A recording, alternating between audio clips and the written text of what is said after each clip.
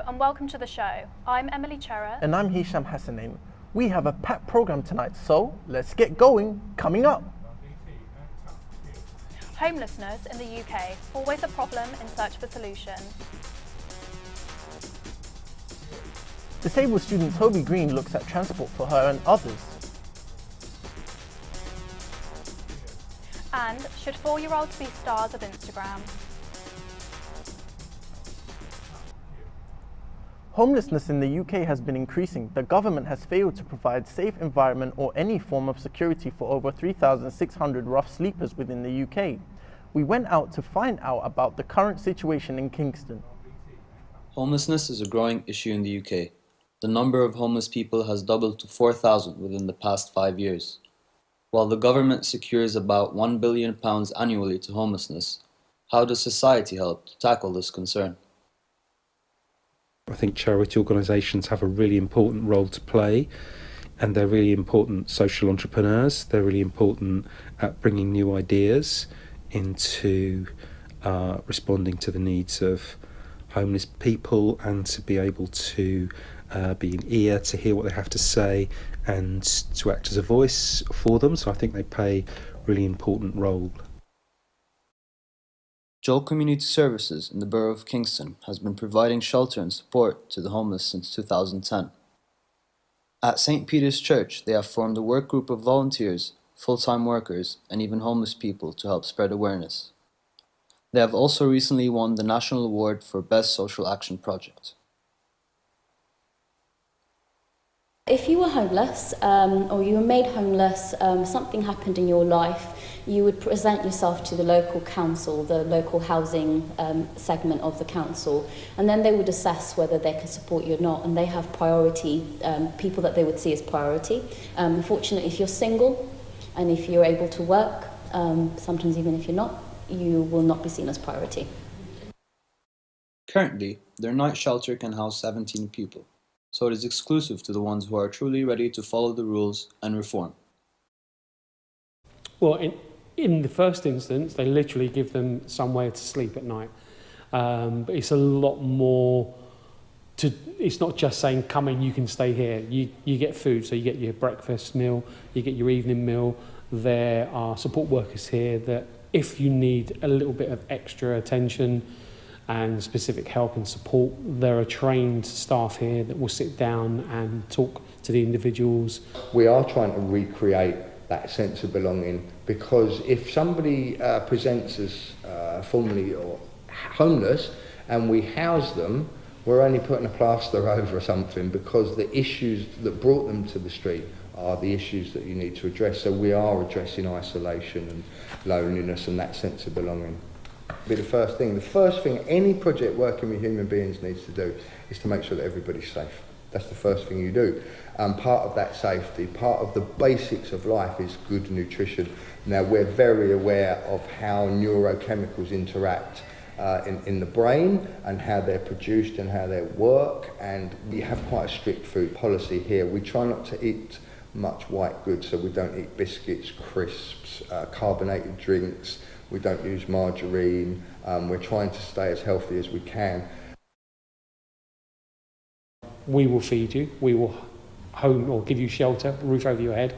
But in return for that, we want you to sit around the table at night and everyone talk. No phones at the table, no rolling up your cigarettes or anything like that. There's no alcohol allowed in the building. You have to be in at a certain time, so we like our guests to be back by 7:45. It's not a specifically dry house, but there is nobody can be intoxicated with drugs or alcohol here. There are some very strict boundaries around timings, the time that people need to get up, how they contribute in terms of helping us to maintain and clean the building. It's around empowering each guest. Some people aren't ready for this type of recovery. The question is whether communities like Joel can actually put an end to homelessness for good. How far are we willing to go to prevent homelessness? And should we count on such communities rather than the government? Hi Chris, welcome to the show. Hi, thanks for having me.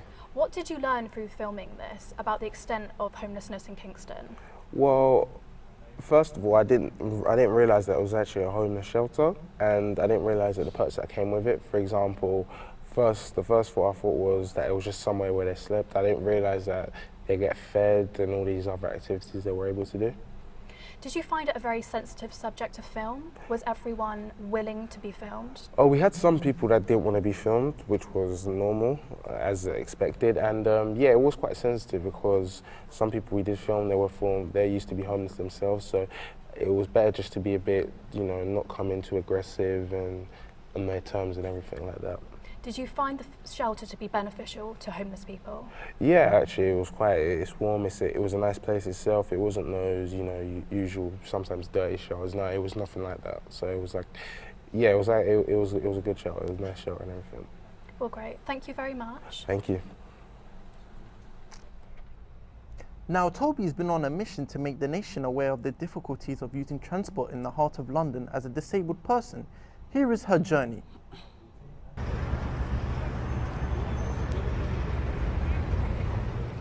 I am like many other students commuting to and from university. However, I have a disability, and like many others that have a disability, it is extremely challenging. Karen travels to and from Kingston University on a regular basis. Day to day, I use transport for London, but I mainly use the London buses. Yeah. Now they're brilliant, but if there's a faulty ramp, and I hate that. But then, I think my first trip on a bus in a wheelchair, the ramp broke down, so I kind of got over that really quickly. But I find that now when you're on the buses, there's a hatred between yourself and a pushchair.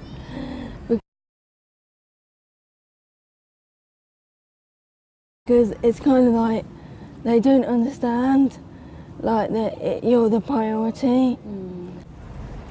It really annoys me.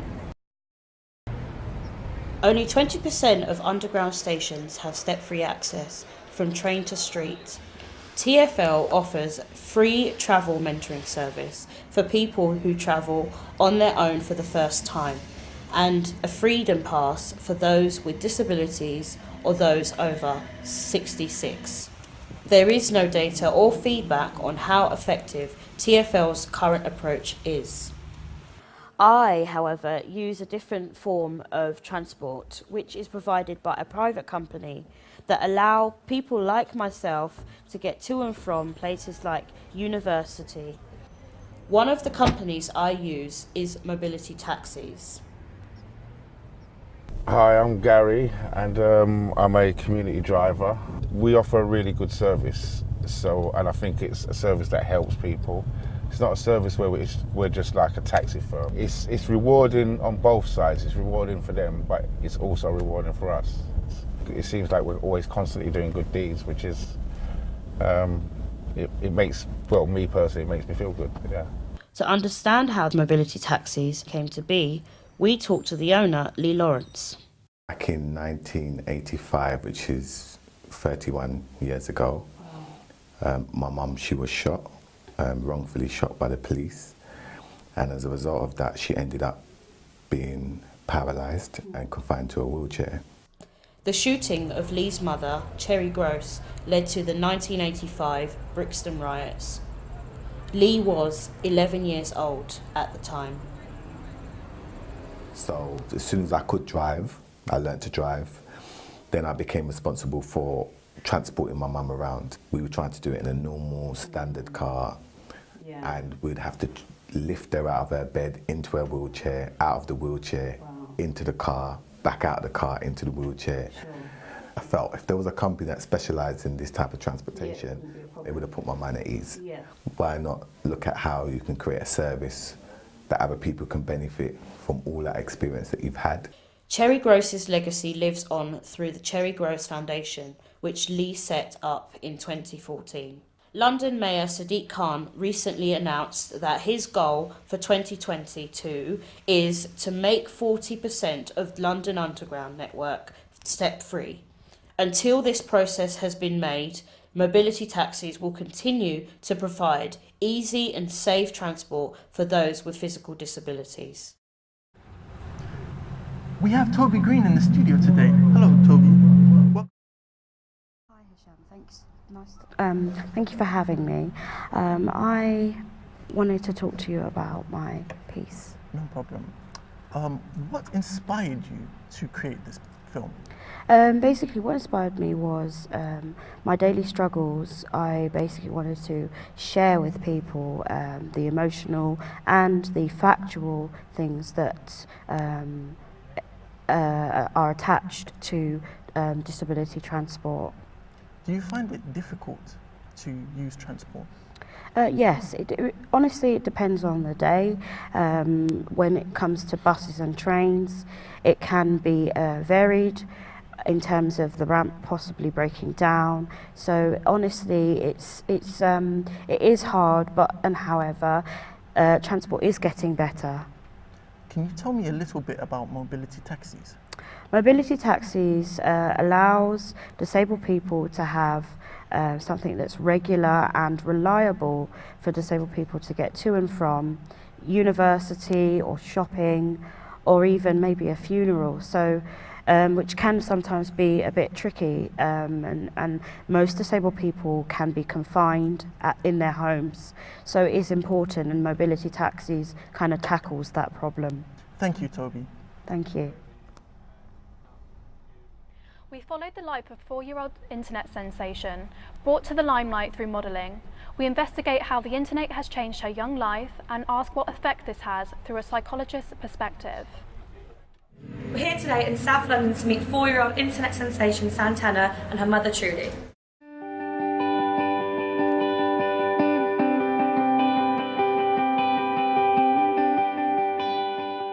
Santana has become an internet sensation with a following of over 12,500. She wrought to child fame through modelling and has appeared in multiple campaigns and large brands such as Mothercare, Marks & Spencer's, Next, and her most recent with H&M starring worldwide star Nicki Minaj. We visited Trudy and Santana over the course of the week to explore their daily routine and how they manage to balance being a normal 4-year-old with an upcoming career, and to ultimately investigate whether social media is blurring professional boundaries and what effect this has. How do you manage to balance a normal childhood with an upcoming career? That sometimes is a bit of a challenge because Santana's only 4, when she started she was 3, so her understanding of what she's doing isn't really there yet. So in some ways that's good, because it's not like I've got a child that has some big ego, yeah, I'm a model. She's completely oblivious to what she's doing. In a world full of influencers on social media, Santana has become no stranger to this global marketing technique. She has often sent products and clothing from different companies to advertise through photos with a return of a profit. We witnessed behind the scenes of the process to capture these images, which will be shared onto Instagram and is often reposted and liked by thousands of other users. Over 200 photos were taken to achieve the moneymaker. Trudy goes through the eliminating process and chooses the best one to edit and uploads at a prime time. We wanted to get a psychologist's view on the issue, so we spoke to lecturer Dr. Colette Balmain. It's not particularly healthy for them. Learning to view yourself as an image, as something that's pretty, is perhaps not the best in terms of building up sort of self-esteem as you get older, and who probably doesn't view it in a negative manner at all, because she gets to wear nice clothes, she gets to be photographed, and lots of kids like that, and she attracts lots of attention. But she's really too young to understand the ramifications of, constructing your identity through images. And it also takes away the need to sort of develop education in the same sort of way, because most of us do that because we need to work at the end of the day, but she's already working, she's already got a job, money's going through her mother. Of course, Santana is unaware of the value of the money and what she is currently earning, which comes with stigma suggesting Trudy may be forcing this lifestyle upon Santana, and whether this is healthy or not. We interviewed Trudy to get her perspective. Exploitation suggests using someone and them somehow not benefiting and you reaping all the benefits, basically. And yeah, that's absolute rubbish. But I think that particularly on the front of financially, I'm able to put all this money into an account for Santana to be able to potentially do things which maybe me as a mum wouldn't have been able to allow her to do, like be able to, she might even be able to go to uni without having to get out loans or without having to, you know, things like that. Or she might just want to use it to buy her first car, put a deposit on a house. Like on that front, she will entirely reap the benefits of that. That makes me so proud. Hi, welcome to the show, Zoe. Hi, thank you for having me. What was the overall concept of your documentary? So the concept was to ultimately explore how social media is opening up new opportunities for anybody. What inspired you to follow the life of Santana? Well, I was inspired mainly by her age. She's only 4 years old, so that's obviously an incredible thing that she's earning money at such a young age. And I was just interested as to this is becoming quite the norm for people to become famous off of Instagram. So the fact that she's 4 really was the selling point for me. I know that you looked into an expert perspective on the situation. Do you agree with the argument posed by Colette Balmain that she will have effects when she grows older? I don't. I disagree with her completely. I think, yes, there is a possibility that this may affect her growth. However, her situation and her circumstance with her mother is great, and she's really reinforcing her to be a confident young girl, and I think she'll be great. She's going to be amazing. Do you believe she'll have a prosperous career? She will, yes. I picture great things for Santana. That's great. Thank you very much. And that's all from us for today. We'll see you on the next one. Till then, goodbye from me, Hisham Hassanein. And goodbye from me, Emily Cherrett. Goodbye. Goodbye.